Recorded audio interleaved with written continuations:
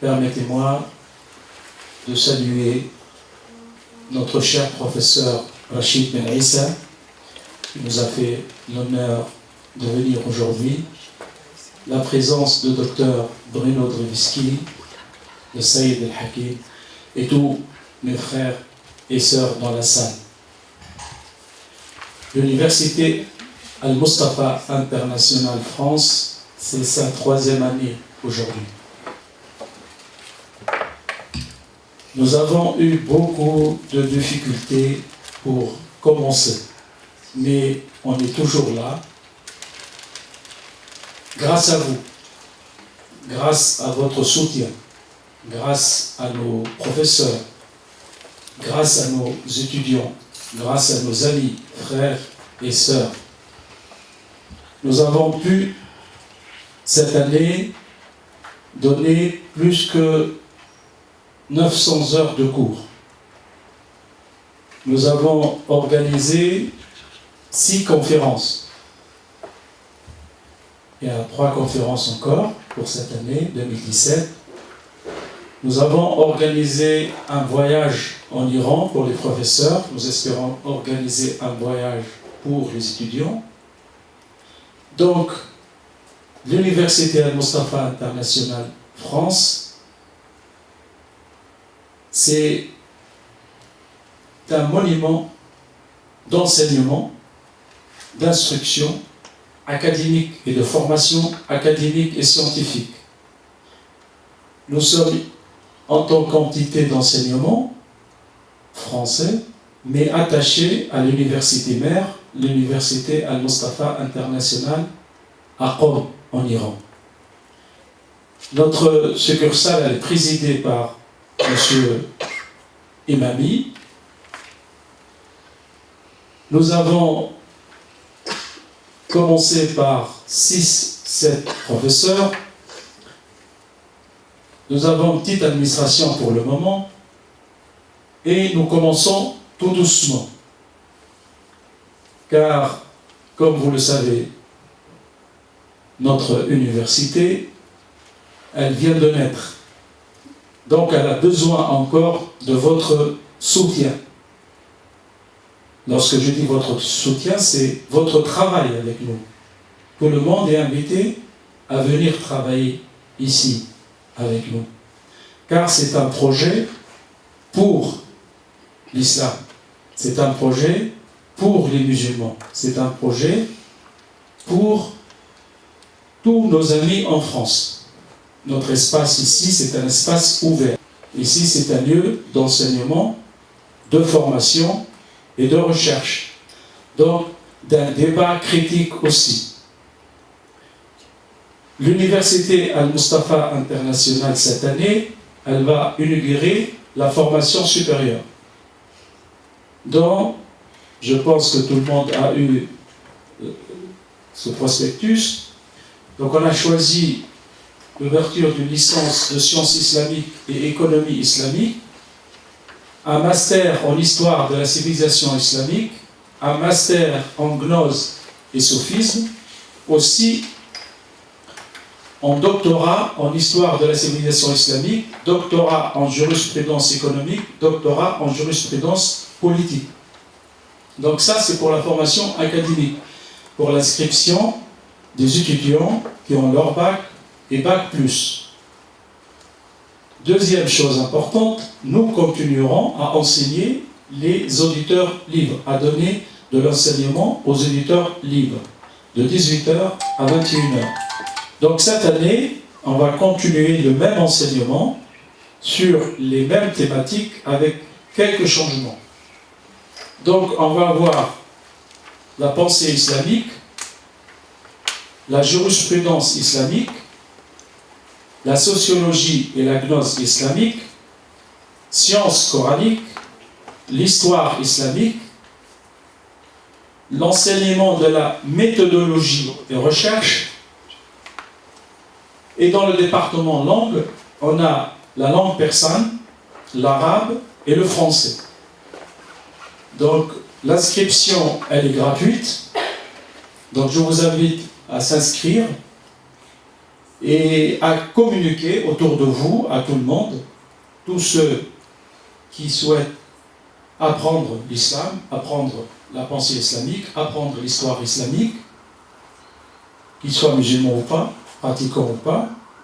Donc, c'est un espace ouvert à tout le monde. Je veux d'abord donc donner la parole à notre président, M. Mami. Vous pouvez venir et puis ainsi que vos amis pour nous aider.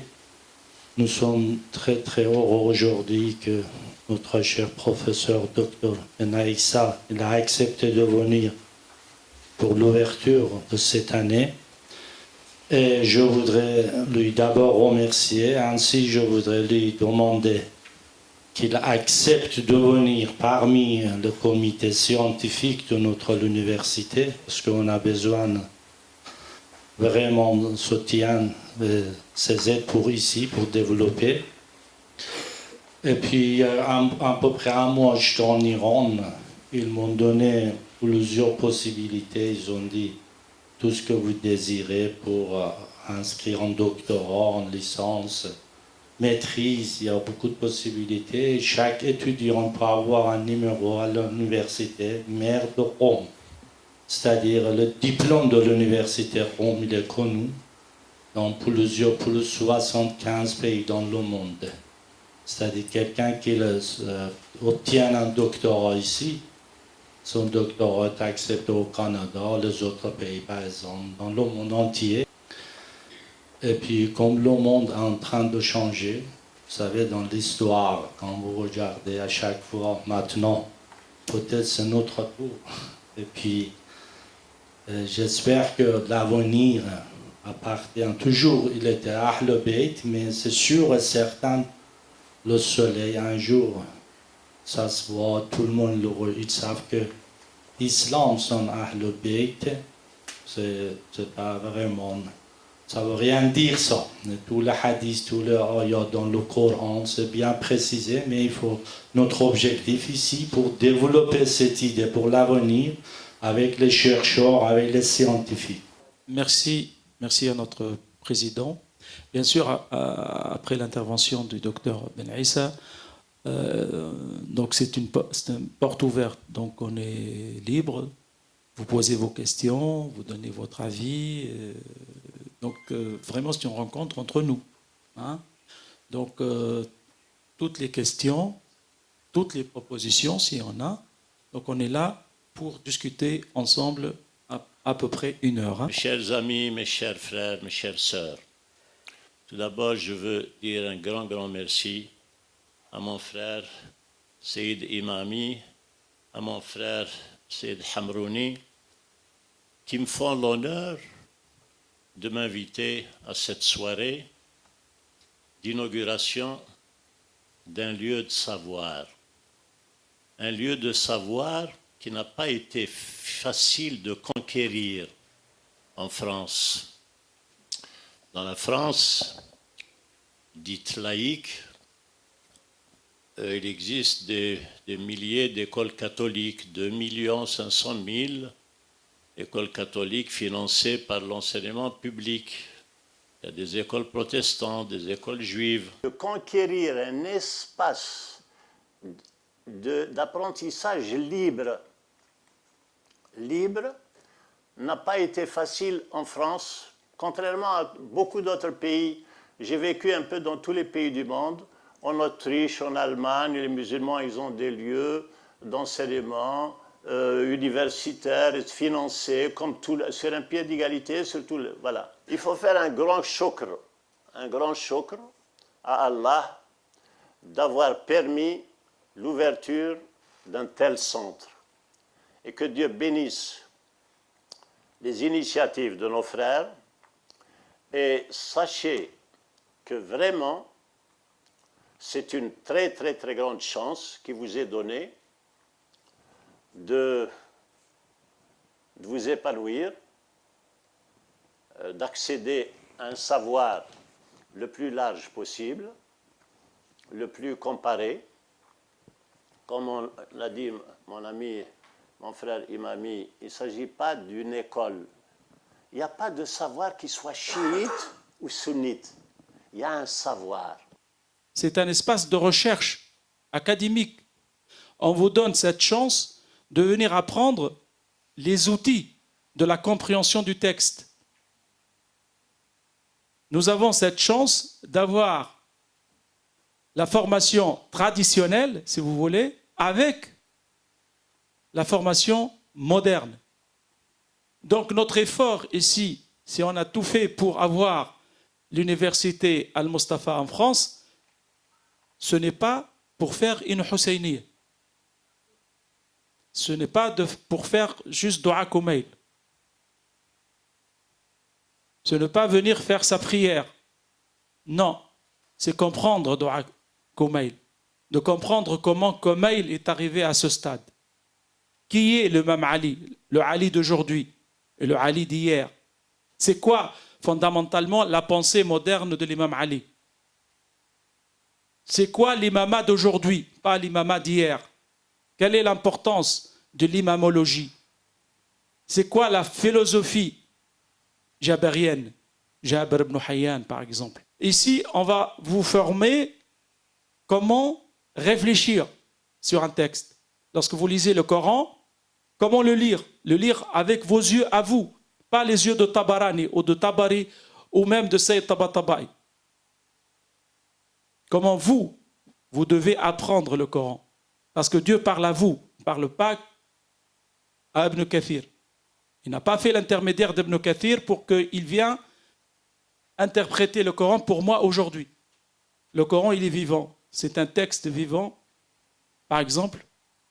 Donc nous, on vous donne les moyens d'accéder à ce texte. Et d'autres, bien sûr, à la pensée prophétique.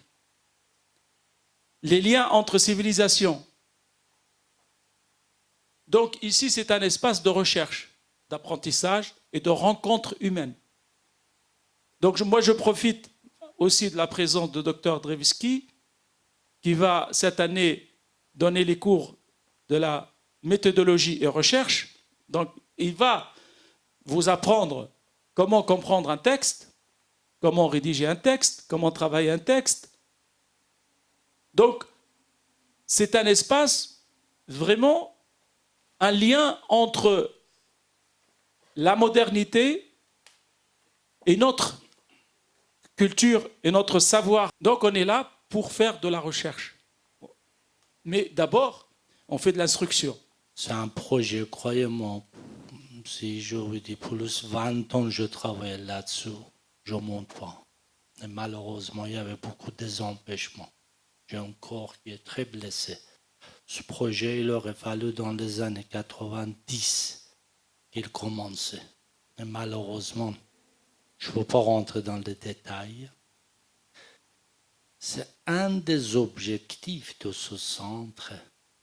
On vient tout à l'heure, madame demande de diplôme, tout ça, madame, c'est le prétexte.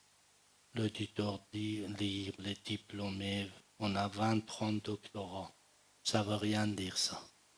Il y a 2 ans, le préfet, le gouverneur de 92, il m'a dit, monsieur Mamie, c'est quoi ce méchant que tu as ouvert tout ça?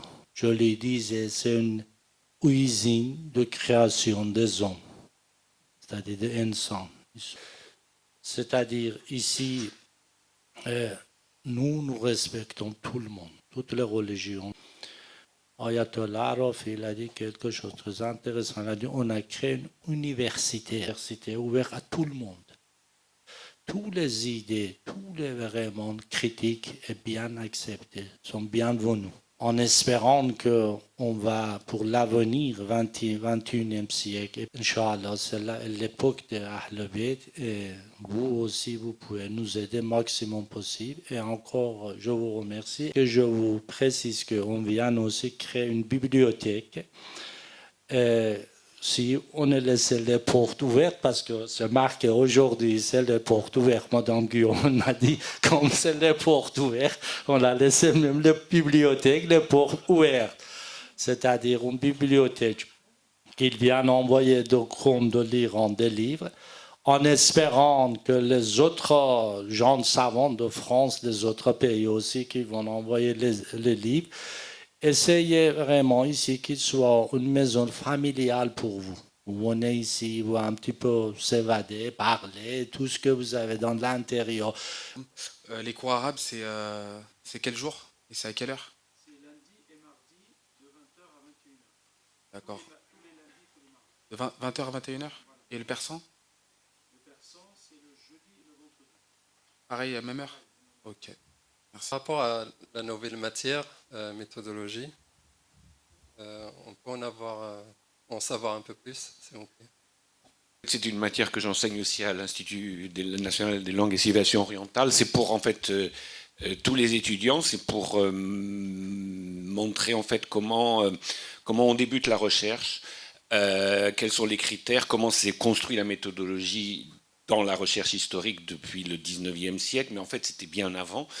Je pense que c'est assez intéressant parce qu'aujourd'hui on a un esprit très confus et je pense que les musulmans particulièrement sont dans une situation d'assez grande confusion et c'est assez bon, je pense, de réfléchir sur la nécessité d'avoir des méthodes de compréhension, d'analyse critique, de recouper les sources, de travailler des textes, comment est-ce qu'un texte peut être analysé, comment un texte peut être critiqué, comment un texte peut être réfléchir sur un texte. Donc voilà, l'objectif, c'est ça, il y a une partie théorique et puis il y a une partie pratique, c'est-à-dire, bon, je vous donne un texte, peu importe que ce soit un texte du 21e siècle ou un texte du 12e siècle, qu'est-ce que vous en faites et comment vous l'analysez?